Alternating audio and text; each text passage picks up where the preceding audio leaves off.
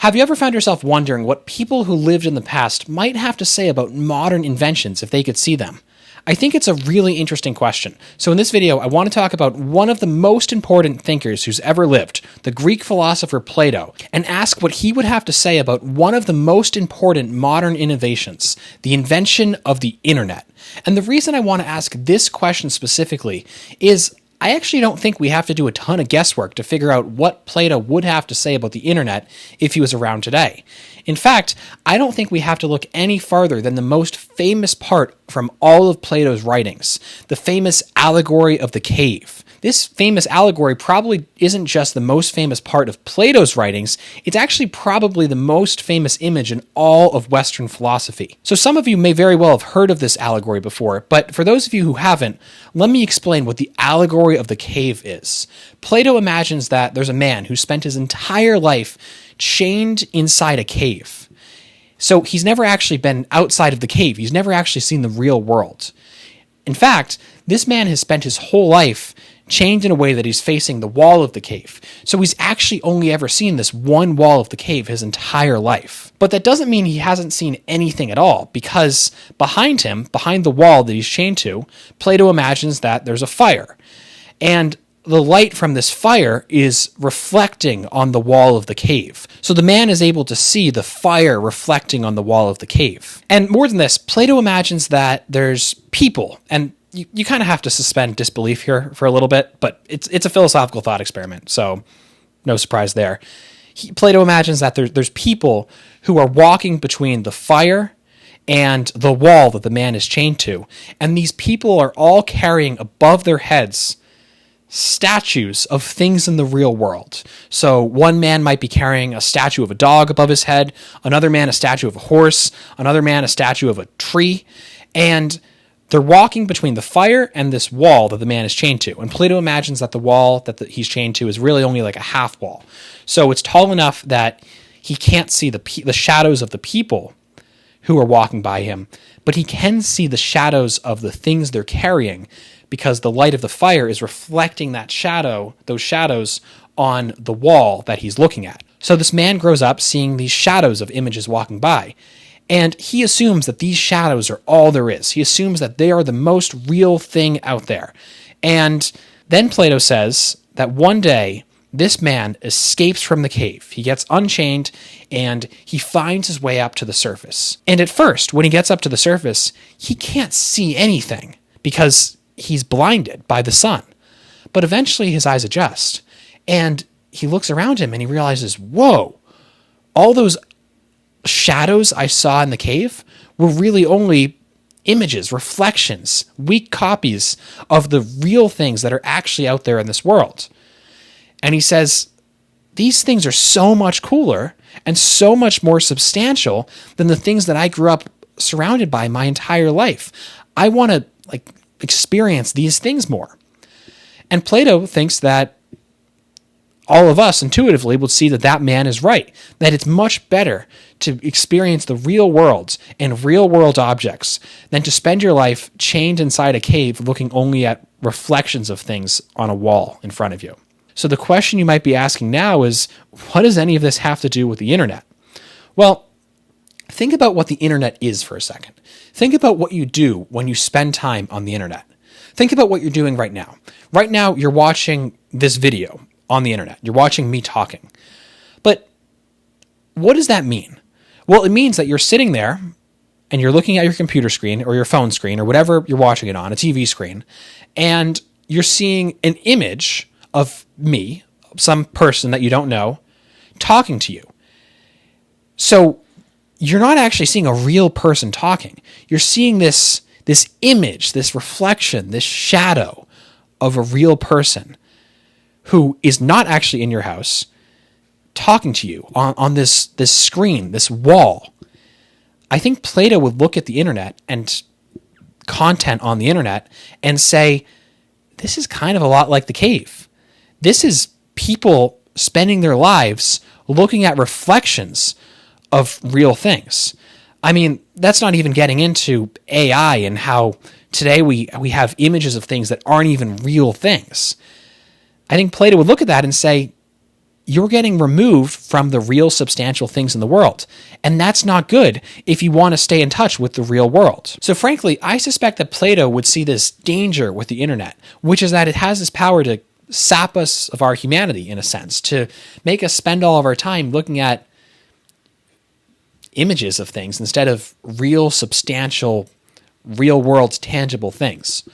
But I think we still have to ask another question, which is that regardless of this danger that might come from using the internet, this danger of losing some of our humanity, is it ever still a good idea to use the internet?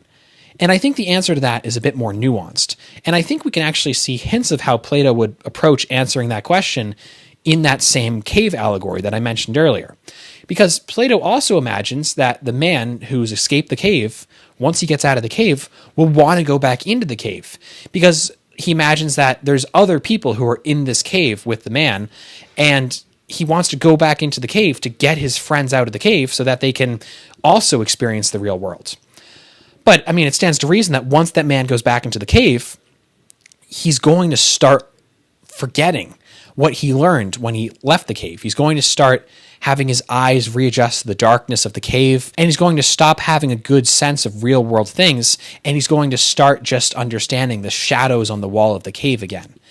Similarly, I think there's a good argument to be made that Plato would look at the internet and say, yeah, I think there's a case to be made that some people ought to be using this incredibly powerful tool, this tool that has the power to transport messages in a way that we could never do without it, or to do research faster than we could ever do without the internet. I think Plato would look at that and say, there might be some people who are called to use this tool, but they have to remember that the longer they use this tool, the longer they're on the internet, the more they're going to lose touch with the things in the real world. So the more they're going to be drawn back into the shadows on the wall of the cave. To give my own little analogy, imagine that you are a construction worker. And this is going to be a philosopher's analogy too, so you kind of have to suspend a little bit of disbelief here. Imagine you're a construction worker and you work the night shift. So you're doing construction, let's say on a road at night. Now in the real world, when construction workers do things like this, they'll often wear reflective jackets, or maybe they'll have like a little headlight on so that cars can see them and know to avoid them. Well, let's say this is an imaginary world where there are no such things as reflective jackets or headlights.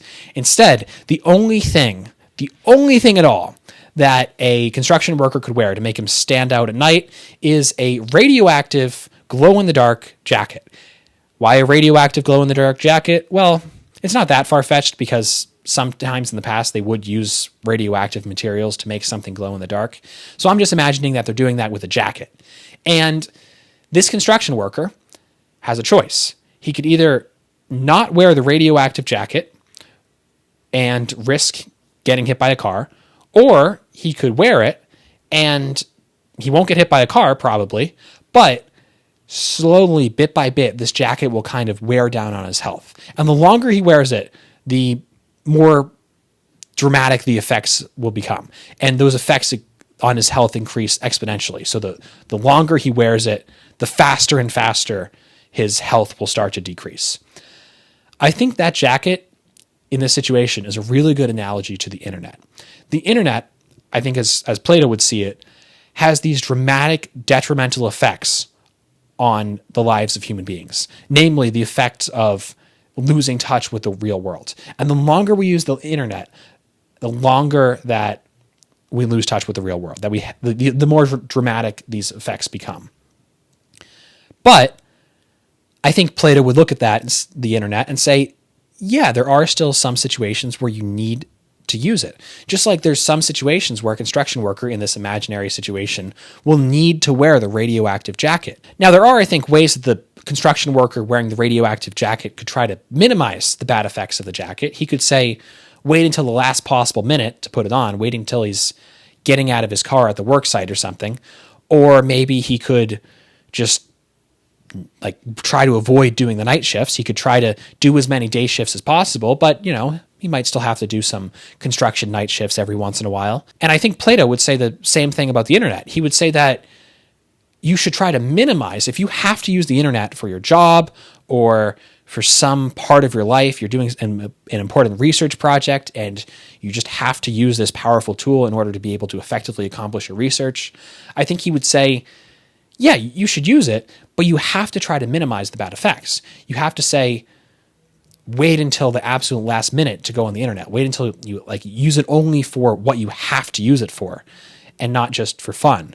Or you could try to avoid, if you have one option to do a project that has heavy use of the internet and another option to do a project which doesn't have as much use of the internet, you should prefer the one, generally speaking, all things being equal, that doesn't need as much use of the internet. And this way you can mitigate some of the detrimental effects on your humanity of using this powerful tool all day long. So just to kind of reiterate at the end of this video, I think Plato would see a danger in using the internet, which is that it draws us out of the real world and draws us into this realm of images, reflections, shadows of real things, which is what happens when we look at a screen by default, because a screen is just a reflection of something in the real world. An image on a screen is just a reflection of some real world thing.